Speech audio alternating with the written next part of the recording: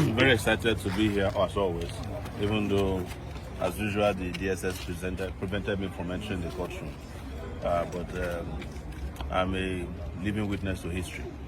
The first time my Mazda was abducted from Kenya and brought here, I was in court to warn them that, in fact, I was one of the few people that came here as soon as they did their kangaroo arraignment, that this case is not going anywhere, and that there's no way, it doesn't matter how long it takes, it's going to end up the way it started, as nothing, and it will end up as nothing, because there's nothing that can stand up on nothing. The foundation of this was malice. It was the suppression of a section of Nigerian people and the violation of the fundamental right of a Nigerian British citizen who was abducted from another country, brought here without due process, and detained indefinitely, even presented from having open and fair trial, which we have seen all over the time. As a matter of fact, today we already had an altercation with the DSS, preventing people from moving around here. But you know, they started by blocking everywhere. Now they are tired, they can't even block half of the road, because you cannot stop an idea whose time has come. And this is what we have won them. And I'm glad that they are reaching the dead end that we have predicted. The dead end is that there will be a no-case submission. In fact, I would have an issue with the lawyers if I were to be involved, because there's no need to even file a no-case submission in a case that never existed in the first place. But you have to do your own legal work.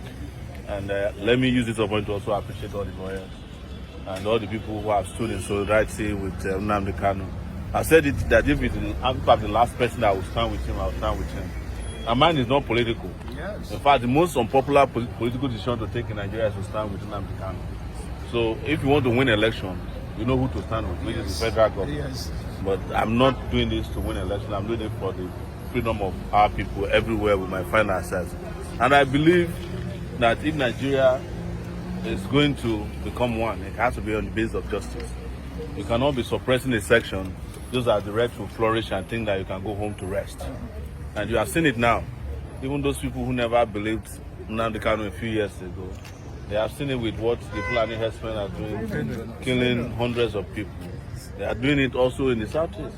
They killed in Ebonyi, they killed in Enugu, they are killing in Edo, they are killing in Kogi, they are killing people across the country. Imo, yes, there was some killing.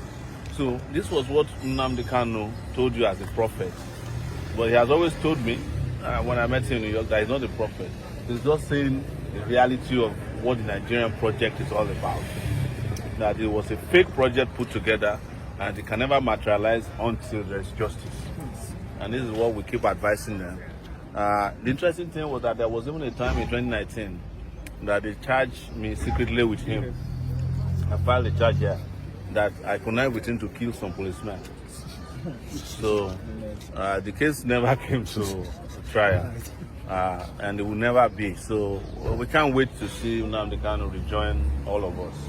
And I'm very certain that will happen. Sure. It's just a matter of time. Yes. And it doesn't matter how long they do their case, which I never believed in, by the way. It has come to a situation where everybody has come to the understanding that there was no case, and the case will finally fall apart officially very soon. Thank you guys very much.